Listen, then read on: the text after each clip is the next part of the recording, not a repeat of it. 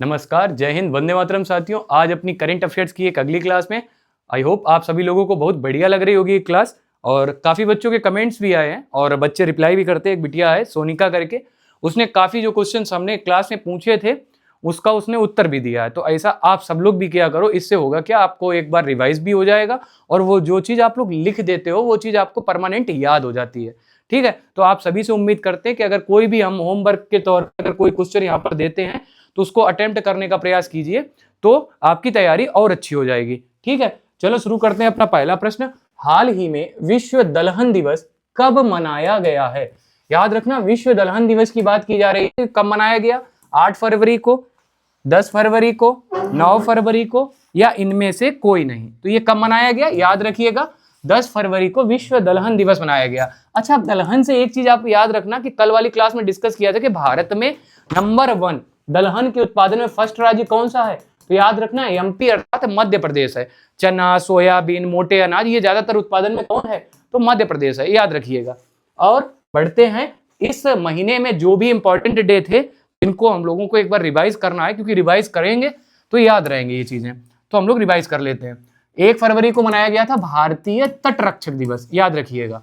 2 फरवरी को विश्व आर्द्र भूमि दिवस के तौर पे मनाया गया। अच्छा, आर्द्र भूमि को हम लोग इंग्लिश में वेटलैंड भी बोल देते हैं। ठीक है, अच्छा, वेटलैंड से एक चीज याद रखना कि वेटलैंड का मतलब होता है ऐसी जगह जहां पर दलदल हो। क्या हो? दलदल हो या ताल तलैया हो, और जो बड़ी बहुत बड़े क्षेत्र में हो तो उसी को हम लोग वेटलैंड या आर्द्र भूमि जगह बोलते हैं। वर्तमान में इनकी संख्या भारत में कितनी हो गई है? 98 हो गई, याद रखिएगा। फर्स्ट पे कौन है? तो तमिलनाडु है। सेकंड पे कौन है? तो यूपी है, याद रखना। यूपी के अभी हाल ही में कौन सा यूपी में अभी हाल ही में कौन सी जगह ऐसी है जो वेटलैंड सिटी में शामिल की गई है? ये आपको कमेंट बॉक्स में उत्तर देना है। ठीक है, अब 4 फरवरी तो विश्व कैंसर दिवस और अंतरराष्ट्रीय मानव बंधुत्व दिवस के तौर पे मनाते हैं। 7 फरवरी को राष्ट्रीय आश्वेत HIV या एड्स जागरूकता दिवस के रूप में मनाते हैं। हमने कल ये प्रश्न पूछा था और आपको इसका उत्तर आपने दिया भी नहीं, आप देना जरूर, आज इंतजार करेंगे। 9 फरवरी को अंतरराष्ट्रीय मिर्गी दिवस के रूप में मनाते हैं। बढ़ते हैं अपने अगले प्रश्न पे। हाल ही में कौन सिटी यूनियन बैंक के CEO नियुक्त हुए हैं? तो कौन नियुक्त हुए हैं? एलिस वॉच, अशोक कुमार, R विजय आनंद, या इनमें से कोई नहीं। तो अगर आप लोगों को ये चीज पता हो और नहीं पता है तो अब पता चल जाएगा। तो कौन है? तो याद रखना R विजय आनंद जी हैं, जो कि सिटी यूनियन बैंक के CEO नियुक्त हुए हैं। ठीक है, बढ़ते हैं आगे। अच्छा, हमने बैंक वाली स्लाइड आज इस वजह से नहीं रखी कि 2 दिन से लगातार उसको रिवाइज कर रहे थे, तो अब किसी और दिन कर लेंगे, 1-2 दिन बाद में जब भी आएगा बैंक, क्योंकि क्वेश्चन जो है वो रिलेटेड आते ही रहते हैं 1-2 दिन में।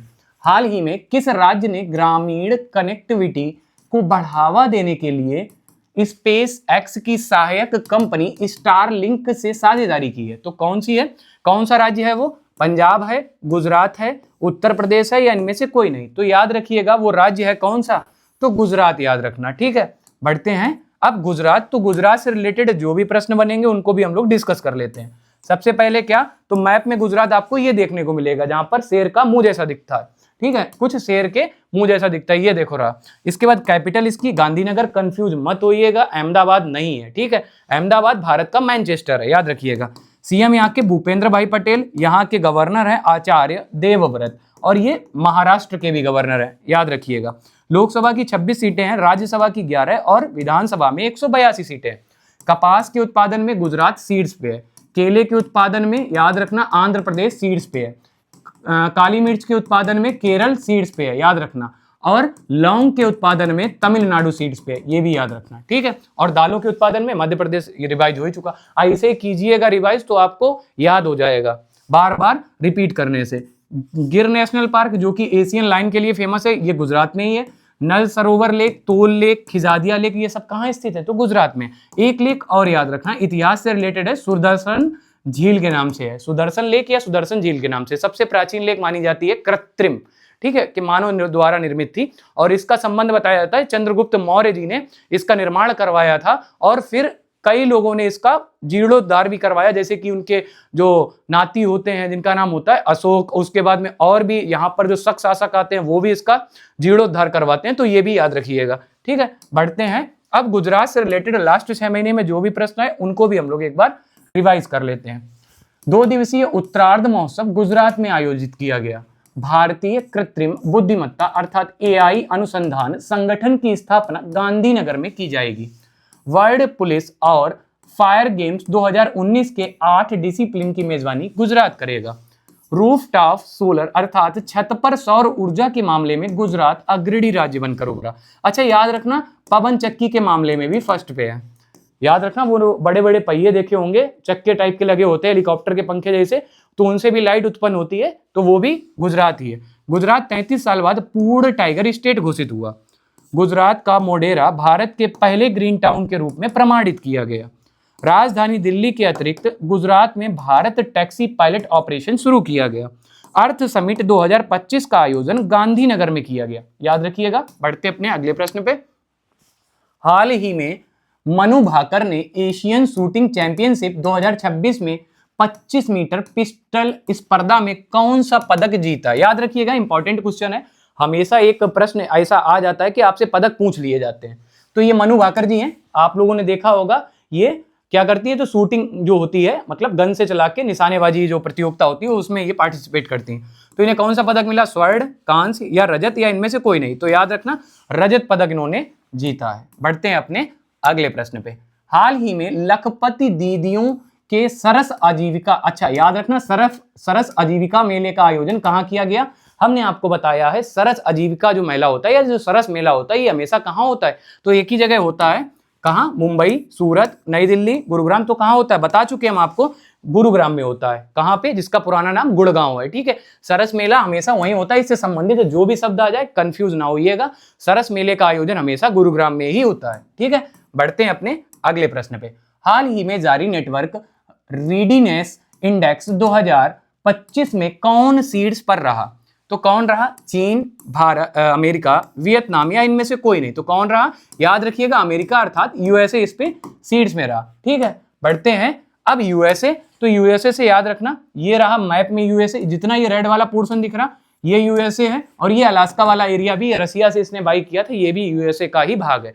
ठीक है, ये आपको दिख रहे होंगे। यूएसए के पीएम प्रेसिडेंट है जिनका नाम है डोनाल्ड ट्रंप। ठीक है, और कैपिटल वाशिंगटन डीसी, और डीसी का फुल फॉर्म क्या है? तो डिस्ट्रिक्ट ऑफ कोलंबिया। ठीक है, डिस्ट्रिक्ट ऑफ कोलंबिया। याद रखना, करेंसी अमेरिकन डॉलर, याद रखिएगा। चलो भाई बढ़ते हैं। अब अमेरिका से रिलेटेड लास्ट 6 महीने में जो भी प्रश्न आए मोस्ट इंपॉर्टेंट है, क्योंकि बड़ा ये चर्चाओं में रह रहा है और आए दिन हर दूसरे तीसरे दिन ये बड़ी चर्चा में रह रहा है। तो ये मोस्ट इंपॉर्टेंट है कि यहां से क्वेश्चन आपसे आगे चल के किसी भी एग्जाम में पूछा ही जाना है। तो याद रखिएगा, अमेरिका ने आधिकारिक रूप से WHO से खुद को अलग कर दिया। WHO अर्थात वर्ल्ड हेल्थ ऑर्गेनाइजेशन। अच्छा, इसका हेडक्वार्टर कहां है ये आपको बताना कमेंट बॉक्स में।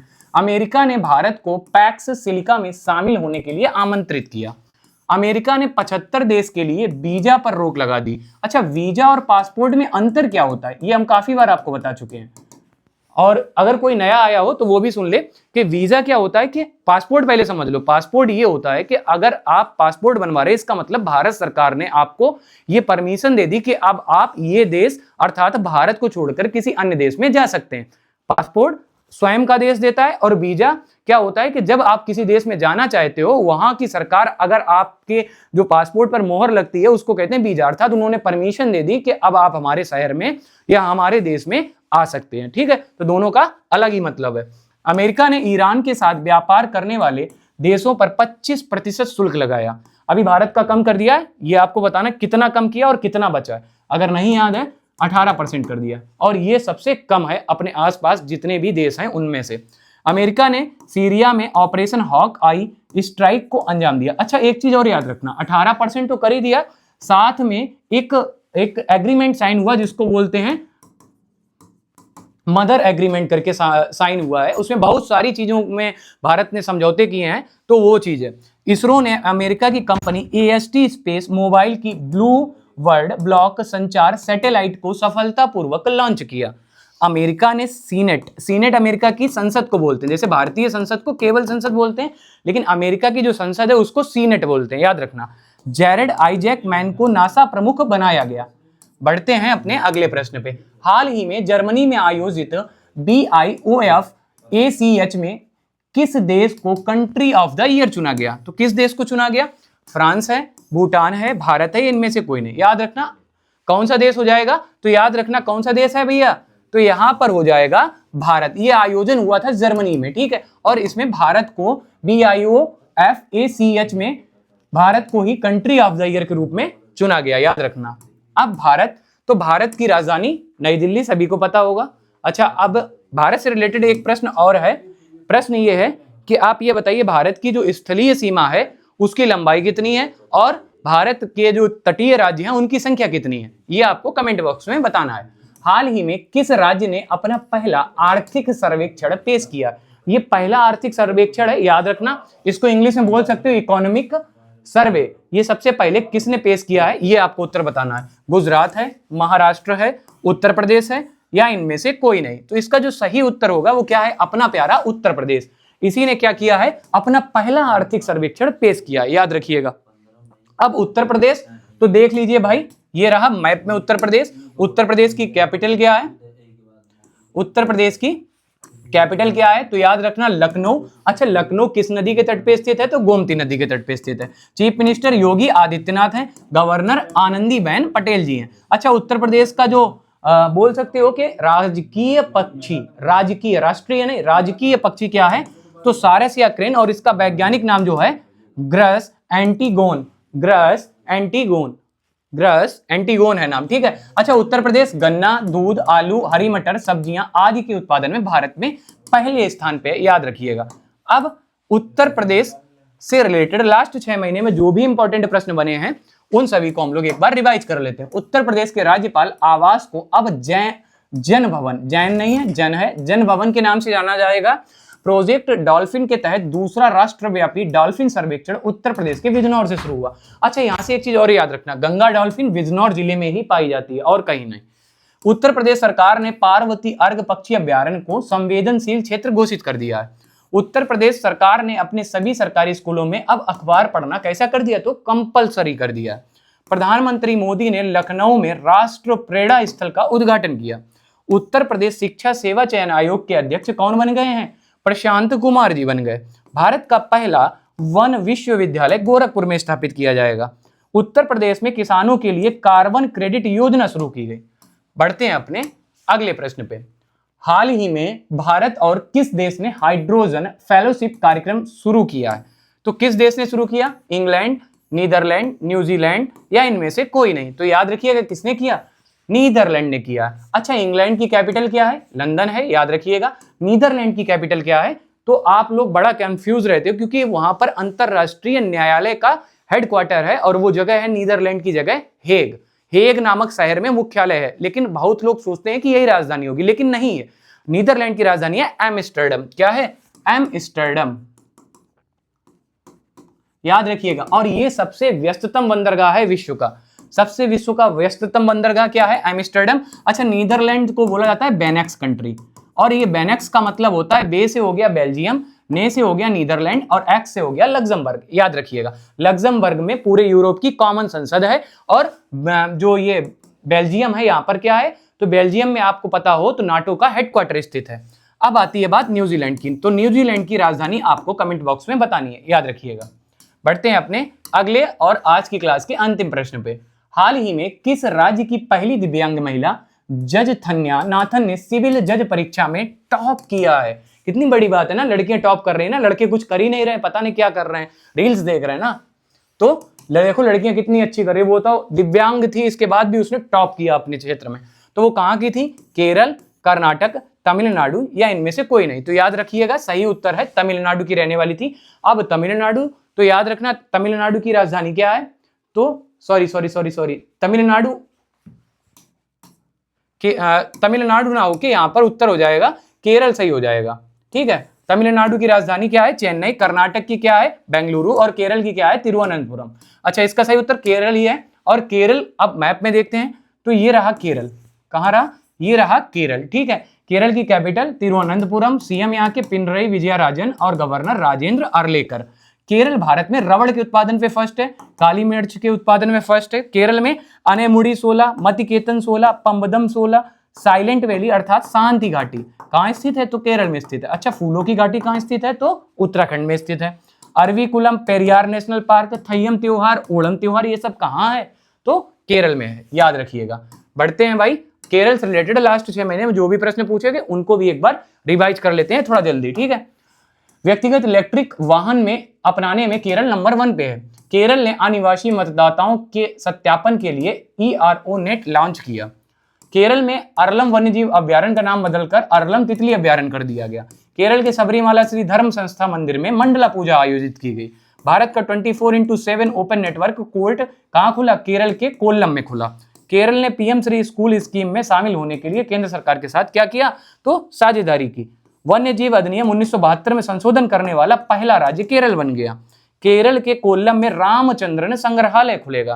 तो ये रहा अपनी क्लास का आज का अंतिम प्रश्न, और आई होप आप लोगों को अच्छी लगी होगी ये क्लास, और अपना फीडबैक जरूर दीजिए कि सर थोड़ा और बढ़ाइए, थोड़ा और बढ़िया स्टैटिक को करवा दें तो ज़्यादा बढ़िया रहेगा। अगर ऐसा कुछ है तो आप लोग कमेंट बॉक्स में बताइए। बाकी हमारी कोशिश ये रहती है कि इस वीडियो को जितना शॉर्ट कर पाएँ, जितना कम टाइमिंग में कर पाएँ, हमारी कोशिश है इसको हम 15 मिनट से भी नीचे ले आएँ। उसकी वजह यह है कि सुबह सुबह जैसे ही उठे 10-5 मिनट वॉशरूम गए या कहीं भी कुछ कर रहे थे, जैसे ही टाइम मिला तो हमने तुरंत देखा और डबल स्पीड पे लगा के ये क्लास कर ली, तो आपका डेली करेंट्स तैयार हो जाएगा, ठीक है। बाकी इसकी PDF आपको हमारे व्हाट्सएप ग्रुप और टेलीग्राम में ग्रुप में मिल जाएगी, जो कि इस चैनल के डिस्क्रिप्शन में, इस वीडियो के डिस्क्रिप्शन में ही आपको देखने को मिलेगा, ठीक है। अगर वीडियो अच्छी लगी हो तो लाइक करना, शेयर भी करना, ठीक है, और कमेंट भी करना, जो उत्तर हमने जो क्वेश्चन पूछे उनके उत्तर देना, ठीक है। मिलते हैं अपनी अगली क्लास में। जय हिंद साथियों।